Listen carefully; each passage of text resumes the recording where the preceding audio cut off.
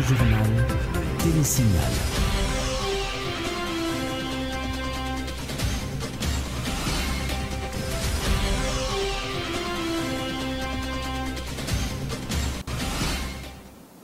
Bonjour, bonsoir à toutes et à tous. Bienvenue dans cette édition du Grand Journal de Télésignal. Très heureux de vous retrouver. Merci d'être avec nous.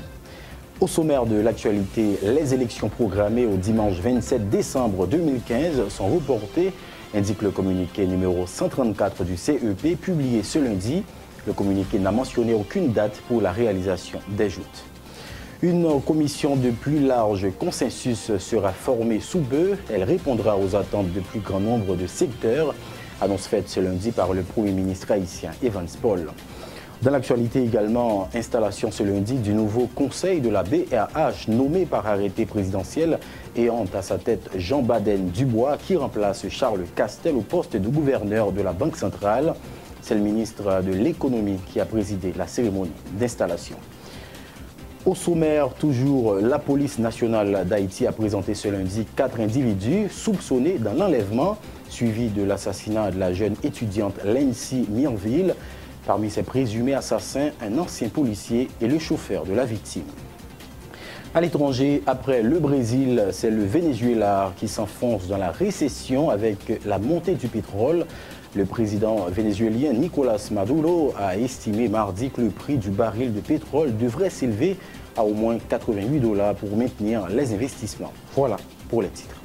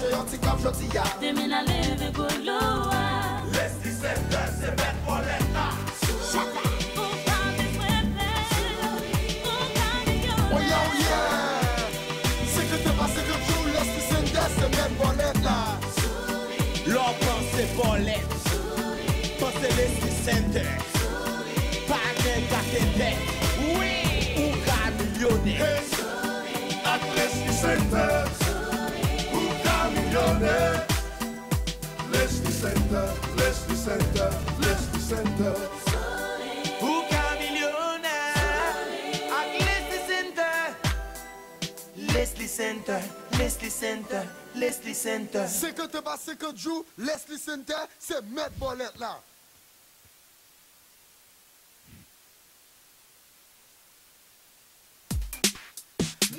Depuis que je avec smartphone Natcom, le travail est plus facile.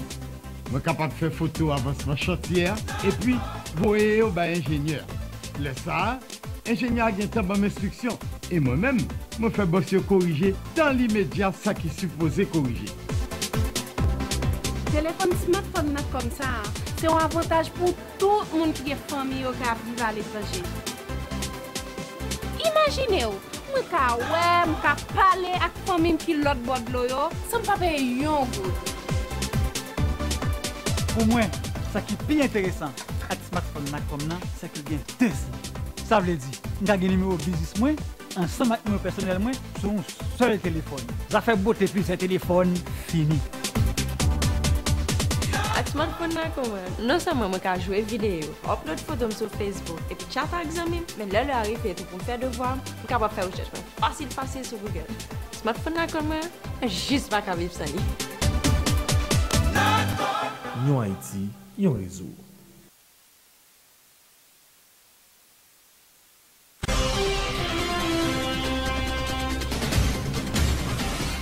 Merci de votre fidélité. Le développement du journal. Comme annoncé en titre, cérémonie d'installation ce lundi des membres du nouveau conseil de la BRH, en présence notamment du Premier ministre haïtien Evans Paul et d'autres ministres du gouvernement, du président du Sénat Andris Richie, le ministre de l'économie et des finances Wilson Lalo, qui a présidé la cérémonie d'installation, a rappelé le rôle de la Banque centrale dans l'économie du pays. Il a en outre évoqué le contexte difficile dans lequel le nouveau conseil d'administration a pris fonction.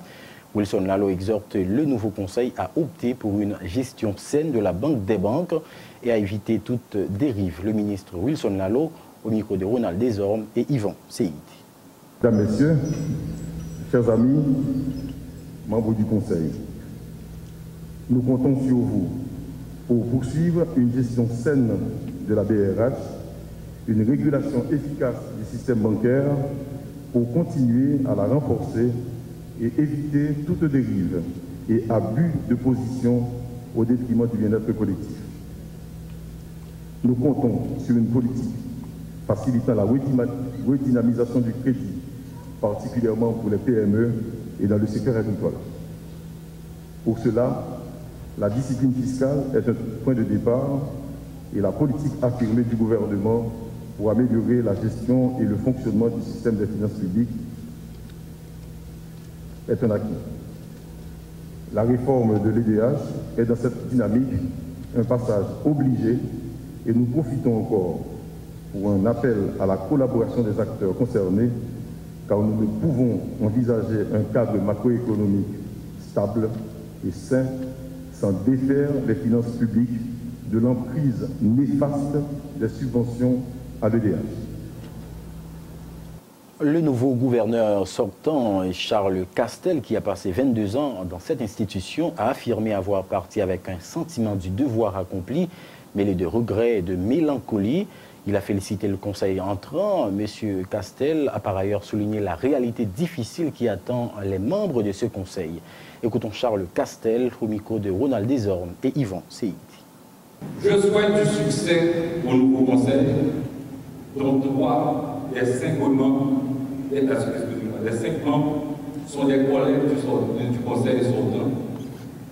Je devrais maintenant dire, et un membre est un membre à part entière de la haute direction de la Banque. Cela est rassurant parce qu'ils ont une bonne connaissance des défis, objectifs, moyens et limites de l'institution dans tous ses métiers. Je leur souhaite du succès pour le bien de l'institution qui doit continuer à se renforcer et surtout pour le bien du pays. Dans un contexte constitutionnel, légal, économique et fiscal difficile, où il faut arbitrer en permanence entre le change et les réserves internationales, avec des acteurs qui, minimisant ou occultant ce dilemme, veulent le beurre et le goût du beurre, vous reprenez la barre, sachant les difficultés de la tâche. Je salue votre courage et vous souhaite d'être inspiré pour aider à conserver notre stabilité macroéconomique bien menacée aujourd'hui. Vous seriez cependant hautement aidé par une amélioration de la discipline fiscale sans laquelle, comme je l'ai répété à satiété, la stabilité monétaire est illusoire. Le nouveau gouverneur de la Banque centrale a salué le travail du conseil sortant. Il s'est dit conscient des difficultés et des contraintes qui les attendent. Jean Baden-Dubois promet de faire la compétence et de la performance la principale boussole de son conseil. On l'écoute. J'accepte de prendre la charge de la direction de la Banque centrale dans un contexte de grande complexité, de l'environnement de la politique monétaire où les tensions sociopolitiques pèsent sur la formation des anticipations et tiennent l'économie en état. En particulier, l'évolution récente du taux de change manifestée par la forte dépréciation de la gourde interpelle le policymaker, pas seulement le banquier central. Ma position institutionnelle est que la Banque centrale ne saurait laisser le taux de change partir à la recherche d'une compétitivité dont les bases ne sont pas encore établies.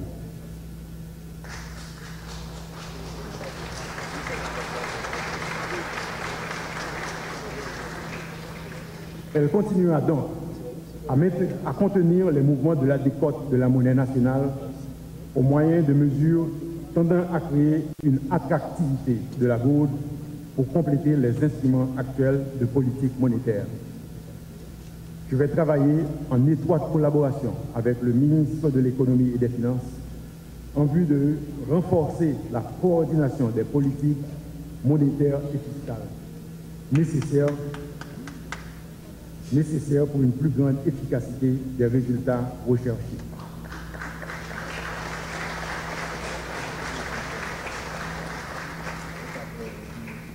Le dialogue institutionnel avec l'association professionnelle des banques sera renforcé et les membres du conseil d'administration resteront à l'écoute du système bancaire pour tout ce qui peut contribuer à l'efficience des activités d'intermédiation. Nous l'avions annoncé en titre, le Premier ministre haïtien Evans Paul informe que sous peu, une commission de plus large consensus répondant aux revendications de plus grand nombre de secteurs de la vie nationale. Il a tenu cette déclaration à l'issue de la cérémonie d'installation du nouveau conseil de la BRH. On écoute le Premier ministre Evans Paul au micro de Ronald Desormes et Yvan Seidi. Nous avons une situation difficile qui demande en pile sagesse, en pile sens de responsabilité, en pile capacité d'écoute pour chaque problème présenté, nous cherchons plus bonne solution. C'est vrai qu'on a arrêté que sorti, qu'il y a un problème qui soulevé, nous reprenons bâton pèlerinage, nous reprenons beaucoup de lois depuis arrivé dans le gouvernement, sont beaucoup de l'eau sous tête moi, m'a vidé pour dire fait pas prendre et c'est ça que je continue à faire et moi certain, vraiment certain, dans un petit bout de temps qui pas long. Cette fois-ci, nous avons privé, dans un petit bout de temps, dans les prochaines heures, nous avons gagné une commission qui gagne un plus bon consensus, un plus large consensus, sans que le pas ait plus de monde qui répondre à appel divers secteurs lancés, dont 2 personnes qui candidats à la présidence qualifiée dans le deuxième tour. Et nous-mêmes, tout dans le gouvernement, nous d'accord pour gagner une commission d'évaluation qui joigne plus confiance possible, pas dit totale confiance. Nous sommes en crise, nous avons une ambiance de contradiction, nous ne pouvons jamais joindre totale confiance, mais il faut chercher maximum confiance qui peut porter une lumière qui permet de nous avancer devant. Parlons élection toujours. Dans un communiqué daté du 21 décembre 2015, le Conseil électoral provisoire informe la population en général, les partis politiques et les candidats en particulier que les élections des collectivités territoriales ainsi que celles des législatives partielles et des présidentielles qui devraient se tenir le 27 décembre 2015 sont reportées. Le communiqué, qui n'a pas mentionné de date concernant la réalisation de ces élections, indique qu'en raison de la formation de la Commission nationale d'évaluation électorale et compte tenu des implications éventuelles que pourraient avoir ces recommandations sur la poursuite du calendrier électoral, on a ainsi délibéré. Autre nouvelle, 4 individus, dont un policier, sont impliqués directement dans l'enlèvement et l'assassinat de Lency Mirville, jeune étudiante en agronomie à l'université Quisqueya. Ces derniers ont été présentés à la presse ce lundi par la PNH. La jeune fille de 23 ans, selon la DCPJ, a été kidnappée par son chauffeur, le nommé Jameson Désir, dans la nuit du 3 décembre dernier. Les malfrats ont été arrêtés le week-end écoulé lors d'une opération menée par la police nationale, consécutivement au Champ de Mars, à Delma 19 et à Carrefour. Plus de précisions au micro de Pierre-Lunique Ruvange et Maxo Joseph. Alors, j'en ai dit qu'il y a 4 personnes qui ont arrêté dans 4 dossiers. C'est Désir Gibson, alias Lapoula, ou Sonson, chauffeur mécanicien. Gagné guerrier Jean-Franck, qui continue à créer Roland. Antécédent, il fut arrêté le 22 mai 2013 pour kidnapping. Il était enlevé au mineur qui est le prophète Derkley Roots. Gagné tout Géraldi B. William, qui était arrêté en 2006 et en 2012 par la police. pour escroquerie et vol à main armée. Et gagné Barthélemy Edison, qui était arrêté le 3 mars 2013 pour vol de véhicules et escroquerie. Mon planification, c'était Roland et guerrier avec Edison. À qui ça a tout fait là? À Onlaine. À Onlaine? Oui. Et le va jeter là? Et vous allez jeter à tout? Oui. Qui ont jeté? Expliquez-nous qui ont fait. Bon, ils prennent les lever, ils voient là-bas. Vous avez levé là tout? Non. Qui sortait jouer dans le moment? Des conduits machines, ça. 2000 TP de pied, et puis nous dit comme ça. Eh bien, c'est ça que nous avons fait à vie parce que la fête, il faut que nous appelions pour nous connaître qui ça que nous avons décidé. Et puis pendant Bouchli TTP, et puis nous avons dormi 200 dedans, nous avons déposé dormi de ça sous Nel, et puis il tout fait. Ouais, moi, je vais arriver, moi, c'est moi qui ai touché pour eux. Combien vous avez touché? C'est 100 000 $. Et sauf à 100 000 $? Non, tout le monde était jeune par 25-25. Non, on dit que c'est 5e monde qui était caché. Non, pas que 5e monde, 5e monde. C'est comme si nous venions pour moi. On va dire que 5e monde. Parents l'INSEE, c'est comme si ses parents sont soignés. À tel point qu'ils sont à l'aise. Et monsieur dit qu'il y a un cob, la kidnapper petite fille. Mais auparavant, il bâtit fille, monsieur a décidé de kidnapper, maman. Il dit non. Et puis, monsieur pas pour maman. Il faut dire que le porte-parole adjoint de la PNH en a profité pour présenter 5 des 6 membres du gang très puissant à Delma 75 qui ont séquestré la voiture du directeur de l'information de Radio Métropole, Wendell Théodore, le 11 décembre dernier. Notons que ces mêmes individus ont avoué avoir participé dans la mort de l'ancien animateur de compas, Chéristin Ferdinand, très connu dans le milieu musical haïtien sur le pseudonyme Mas Compas. Autre nouvelle, lors d'une conférence de presse conjointe donnée ce lundi par le commissaire du gouvernement et le directeur général de la PNH, les deux hommes se disent conscients de la montée de l'insécurité dans le pays ces derniers jours. Toutefois, ils informent que des dispositions sont déjà prises en vue de freiner le banditisme accéléré, notamment dans la capitale haïtienne en pleine période de fin d'année. Oknam Klamé Dameus et Godson Aurelius invitent la population à coopérer avec la police ainsi que les autorités judiciaires en vue de les aider à mettre la main au collet des malfrats. Suivez-les tour à tour au micro de Pierre-Louis Ruvange et Maxo Joseph. Mabdi, la juridiction des poursuites que moi-même me représenté comme commissaire gouvernement, nous assumons responsabilité nous et quel que soit moun qui participe dans ça crime, dans séquestration, dans kidnapping ou sous route nous et leur sous route nous n'a croisé avant quand même et les ça nous pas jouer, n'a pas appliqué la loi contre tout parce que ou commettre une action que la société a lui-même li condamné. Donc c'est pour ça que je dis d'abord présence nous montrer la police pas pour compte li, paquet et si nous avons fait et on plus explication, nous a dit ou gain la police judiciaire, ou gain paquet de Port-au-Prince, ou gain le cabinet d'instruction et pour ne pas dire même la juridiction des jugements, s'il vous plaît, tout le monde prêt, tout acteur prêt pour assumer responsabilité parce que nous pas qu'à tolérer genre de crimes ça. Sous en bas la ville là, nous t'a parlé de ça tout à l'heure là. C'est justement ça me t'a parlé avec policiers mieux. Ou se parler de gang rival qui a tiré entre eux. Même parce que c'est ça demandé. On support de population, on support de société. Qui la police nous voulait faire? Est-ce que nous faisons la police et puis qui croise les bras, qui pas qu'à travailler? Parce que il y a des analyses qui ont fait, même à travers la presse, moi m'attendais parce que font police qui a autorité, son police qui a travaillé. Si bandit a tiré, policier me déplacé a tiré sous lui.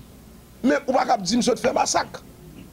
Bandit a tombé à Galil, il tombe à M1, il tombe à M4, mais il faut que la presse même, faut que nous soutenions la police dans ça. Le bal passe au relais pour m'aller. Bon, le relais m'aller devant des nèg qui tiré. Pour m'aller, ça vous mal fait. Bandit qui tiré sur moun machin a mourir, mon a mourir. Quand on va dire me fait massacre moi même l'aime nèg la Azam à Galil a tiré sur moun. Donc même c'est ça me te vle dire, faut que société a faut que nous disions bagaille. Autre nouvelle, Haïti fait partie des pays les plus menacés par les réchauffements climatiques. 100 milliards de dollars seront mis à la disposition de ces pays à partir de 2020 suite à la 21e conférence sur le climat qui s'est déroulée à Paris en France du 30 au 13 décembre passé. Conférence à laquelle Haïti était représentée par une grande délégation multisectorielle emmenée par le ministre de l'Environnement Dominique Pierre qui nous apporte plus de précisions sur la participation d'Haïti à cette conférence au micro de Wesley Antoine et Yvon Seïdi. Premier point. C'est question finance que je crois qui est intéressant pile mon là capacité là quoi. Question finance c'est que yo prévoit 100 milliards US à partir de 2020. 100 milliards à disponible pour pays qui victimes de questions changement climatique, de questions dérèglement climatique. Ces pays qui vulnérables. Haïti c'est yon. Par conséquent que nous gagnons 100 milliards par année à partir de 2020 qui est disponible pour le pays. Mais nous-mêmes, nous devons prévoir dans le document stratégique que nous avons préparé au niveau national là, 25 milliards US sous une période de 15 ans. Si nous avons fait un calcul, ça dit nous vraiment que nous avons 1,6 milliard par année. Ça veut dire que c'est que nous faisons prévision qui réalise. Deuxième question, deuxième point, excuse-moi, c'est perte et dommage. Perte et dommage, c'est ça lié effectivement. Ça veut dire que nous-mêmes, ce pays qui est vulnérable, nous pas pollueurs, mais à cause que du dérèglement climatique là, qui fait que nous subissons une série de cyclones presque chaque année. Et dans une série de cyclones dévastateurs, côté que vraiment que nous avons pile perte, nous avons pile dommage que c'est comme ça vous fait nous. C'est pour la première fois que tout grand pays ça vous mettez ensemble pour être capable de prévoir un montant pour question perte et dommage. Autre information, l'entreprise publique de promotion de logements sociaux EPPLS a reconstruit plus de 6 000 logements sur tout le pays durant les 5 dernières années, a indiqué le directeur général de l'institution, Esson Doriska. Toujours dans le cadre des réalisations d'EPPLS, un accord de partenariat a été signé entre le gouvernement et le secteur privé du pays en vue de reconstruire beaucoup plus de maisons. Esson Doriska au micro de Ludmilla Amak et Wendy Henry. Il y a un pile de choses qui fait déjà sous l'administration président Martelia en termes de réalisation de logement. Et il faut qu'on dise, à Monacabri, nous rappelons, c'est un désir qu'il y a, pas de rien là-dedans. Actuellement, là, nous avons 1000 cailles là-dedans. 1000 cailles là-dedans. Nous avons village de la Renaissance 1, Poix-des-Bouquets, nous avons 130 là-dedans. Nous avons village de la Renaissance 2, zone Poix-des-Bouquets toujours. Nous avons 112 cailles là-dedans. Nous avons Delma 18, tout dernièrement là, nous avons inauguré 72 logements.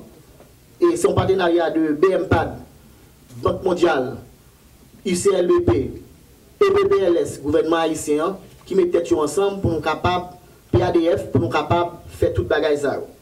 Là, nous prenons Delma 18, Delma 32, et zone Nord-Alexis, là, nous prenons Avenue Poupla, nous avons environ 207 maisons que nous avons dans la zone ça. L'État haïtien, lui, signe un accord avec le secteur privé. Et accord ça, c'est PPP, partenariat public-privé. Parce que l'État va faire tout pour contre lui. J'aime dit tout à l'heure que l'État, s'il prend près de 400 000 cas statistiques qui crasent pendant le tremblement de terre, que s'il t'a construit pendant une période de 10 ans, il a fait 40 000 cas par année, c'est-à-dire sous 10 ans, il a fait 400 000 cas là, mais l'État n'a pas gagné assez poids, l'État n'a pas gagné assez backup pour faire bagaille ça. Un projet de loi sur le logement en Haïti sera déposé par devant la 50e législature, a informé le directeur général de l'entreprise publique de promotion de logements sociaux. Cette initiative vise à régulariser le secteur, a-t-il expliqué. On l'écoute toujours au micro de Ludmilla Amak et Wendy Henry. Actuellement, la côté qui m'a parlé avec nous là, il y a un avant-projet de loi qui sorti. Et avant-projet de loi, ça, 50e législative pour venir dans le mois qui vient là, pour le pencher sur ça. Et que EPPLS pas faire logement social seulement, mais EPPLS pas le trancher sur question logement d'une manière générale en Haïti. ça c'est un bon point, ça c'est un bon point pour le gouvernement et pour la société haïtienne. Tout le monde dans la société, toute couche dans la société a touché par le logement.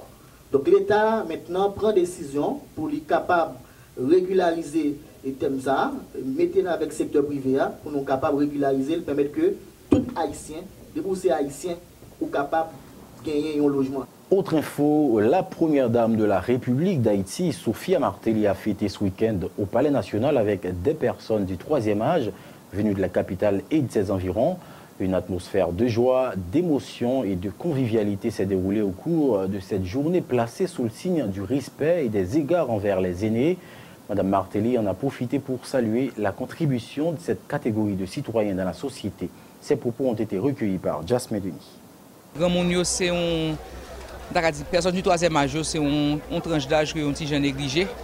Et l'important pour que yo même tout yo senti que yo pas oublié dans la société, parce que aujourd'hui c'est yo, demain c'est nous-mêmes. Ça veut dire que faut qu'on qui pour penser à yo, qui pour partager un moment de joie, un moment côté n'a ba yo cadeau, parce que yo mérité ça comme grandette, comme monde qui apprend nous, qui fait éducation, qui lève nous. Yo mérité moment ça. Nous gagnons entre 1000 et 1200 personnes aujourd'hui. C'est eux même qui pour transmettre nous histoire avec bonne valeur autrefois parce que nous réalisons que nous avons tendance perdue valeur et c'est eux même qui pour inculquer nous ça yo te connaît eux même dans jeune âge c'est eux pour apprendre nous ça eux même te apprendre. Et il y a une équipe qui gère partie ça. Fait choix grand moun nous toujours travaillons avec une organisation qui les CAPA. Ce n'est pas CAPA seulement qui représente, mais CAPA sont gros parti dans la fête aujourd'hui. Mais il y a d'autres organisations qui participent. Il y a des gens qui sont ici, il y a des gens qui sont Cité Soleil, nous avons des gens Tabar, nous avons des gens Saint-Marc, nous avons des gens Léogade, nous avons des gens un petit peu partout qui viennent. Mais nous comprenons qu'il y a des côtés qui sont trop éloignés, côté nous tout le monde, tout le pays n'est pas venir aujourd'hui. Les personnes du 3e âge ont témoigné de leur reconnaissance envers la première dame qui, selon elles, symbolise l'espoir, le réconfort et l'enchantement. Elles souhaitent que cette activité soit organisée chaque année. Écoutons plusieurs d'entre elles au micro de Jasmine Denis. C'est un très bel geste que moi, depuis tout président qui passe, moi, je me connais ça. Et je suis habitué à entrer dans le palais, même pas participer dans tout ça. C'est pour la première fois. Et nous disons, bon Dieu, merci premièrement parce que tout le monde qui fait. Et nous remercions la première dame pour le bel geste qu'il fait avec Grand Mounio. C'est que moi, je senti qu'elle remet Grand Mounio. Et nous avons prié pour la première dame pour Dieu capter la ville. Que bon Dieu bénisse nous. La première fois que je suis là, je suis là, mais pour le moment là, tout ça, ça va mon encouragement. La première dame fait parler dans la déclaration là. Et puis il dit, même s'il n'est pas première dame encore, ça a été toujours célébré la fête. C'est depuis qu'elle est montée, depuis 5 ans, elle a fait ça. Nous souhaitons pour première dame, bon Dieu, belle santé et bénir pour continuer à faire geste avec nous, nous-mêmes les vieillards. Un coup d'œil à l'étranger à présent. Après le Brésil, c'est le Venezuela qui s'enfonce dans la récession avec la montée du pétrole. Le président vénézuélien Nicolás Maduro a estimé mardi que le prix du baril de pétrole devrait s'élever à au moins $88 pour maintenir les investissements à la veille d'une réunion technique des pays producteurs à Vienne. Détail avec Euronews. Avec la chute des cours du brut, le Venezuela s'enfonce dans la récession. Le pétrole représente plus de 90% des exportations du pays et 45% du budget de l'État. À moins de $30 le baril, le brut vénézuélien a perdu les 2/3 de sa valeur depuis juin 2014. Dans cette économie subventionnée, le manque à gagner se traduit par des pénuries de produits de base importés. La rareté de l'offre a fait flamber les prix de 159% cette année selon le Fonds monétaire international, une inflation qui pourrait dépasser 200% l'an prochain. On ne peut pas acheter grand-chose parce que tout est très cher. Vous voulez acheter une paire de chaussures et vous vous rendez compte que vous n'avez pas assez d'argent. L'argent ne vaut rien. J'ai une fille handicapée, c'est difficile. Je viens de postuler à un nouvel emploi parce que le salaire de mon mari, celui de mon fils et le mien ne nous suffisent plus. Nous sommes en situation critique. Dans ce contexte, les électeurs ont privé le président Maduro, héritier d'Hugo Chavez, de sa majorité au Parlement lors des législatives du 6 décembre, ajoutant la crise politique à la crise économique. Selon le FMI, l'économie vénézuélienne privée de sa manne pétrolière devrait se contracter de 10% cette année et de 6% de plus l'an prochain. Aux États-Unis, Hillary Clinton fait encore forte impression lors du dernier débat démocratique. Les candidats aux primaires démocrates Hillary Clinton et Bernie Sanders ont joué samedi les leaders responsables face à la perspective d'un président Donald Trump dont ils ont dénoncé les déclarations incendiaires et superficielles sur les questions de sécurité nationale et de diplomatie. À noter que le débat était centré sur le terrorisme et stratégie de lutte contre l'organisation État islamique. Autre point de l'actualité internationale, le ministre israélien de l'Intérieur, Silvan Shalom, a annoncé hier sa démission et son retrait des affaires politiques après que des médias aient fait état d'accusations de harcèlement sexuel à son encontre. Le procureur général a demandé à la police de mener une enquête sur les accusations rapportées dans la presse, a indiqué le ministère de la Justice. Plus d'infos avec nos confrères d'Euronews. En Israël, le ministre de l'Intérieur Silvan Shalom a été poussé à la démission à cause de soupçons de harcèlement sexuel. Les médias parlent d'entre 6 et 11 accusations de la part d'anciennes employées du député du Likoud. Certains faits remontent à plus de 10 ans. La classe politique israélienne n'en est pas à la première affaire de ce type. Et à présent, suivez la rubrique météo avec Slaine Séjour. Bonsoir tout le monde, bienvenue dans le premier sorti bulletin météo pour ce maintenant qui est une situation synoptique la présentée dans Caraïbes la axe Atlantique là.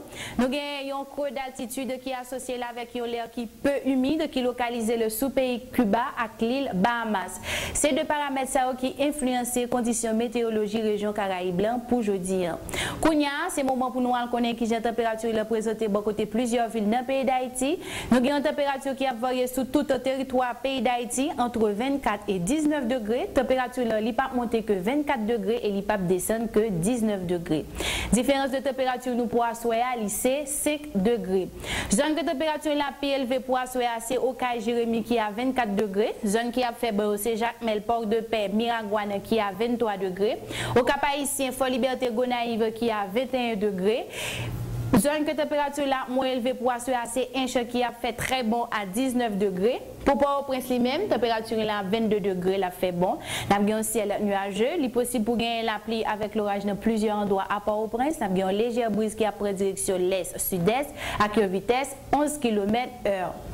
Nous avons dit tout capitaine bateau qui est dans la zone côtière nord, Golfe de la Gonave à sud, qui a bien un mer agité. Nous avons dit pour prendre un peu de précaution et nous avons conseillé tout pour ne pas entrer dans le la mer. Jeudi, le soleil a levé à 6h19, il couché à 5h18. Ça fait que nous avons gagné 659 minutes d'ensoleillement. Proverbe nous pour assurer à l'idi, l'amour pas contre des pieds. Merci tout le monde qui a suivi le premier sorti bulletin météo pour ce maintenant. Nous souhaitons une bonne semaine sur Télésignal. Merci Slaine et à présent le rappel de l'actualité avant de fermer cette édition. Les élections programmées au dimanche 27 décembre 2015 sont reportées, indique le communiqué numéro 134 du CEP publié ce lundi. Le communiqué n'a mentionné aucune date pour la réalisation des joutes. Une commission de plus large consensus sera formée sous peu. Elle répondra aux attentes de plus grand nombre de secteurs, annonce faite ce lundi par le Premier ministre haïtien Evans Paul. Au sommaire également, installation ce lundi du nouveau conseil de la BRH nommé par arrêté présidentiel ayant à sa tête Jean-Badel Dubois qui remplace Charles Castel au poste de gouverneur de la Banque centrale. C'est le ministre de l'économie qui a présidé la cérémonie d'installation. La police nationale a présenté ce lundi 4 individus soupçonnés dans l'enlèvement suivi de l'assassinat de la jeune étudiante Lency Mirville. Parmi ces présumés assassins, un ancien policier et le chauffeur de la victime. Un coup d'œil à l'étranger, après le Brésil, c'est le Venezuela qui s'enfonce dans la récession avec la montée du pétrole. Le président vénézuélien Nicolás Maduro a estimé mardi que le prix du baril de pétrole devrait s'élever à au moins $88 pour maintenir les investissements. Voilà qui met fin à ce journal. Merci de votre attention et de votre fidélité. Excellente suite de programmation sur Télésignal.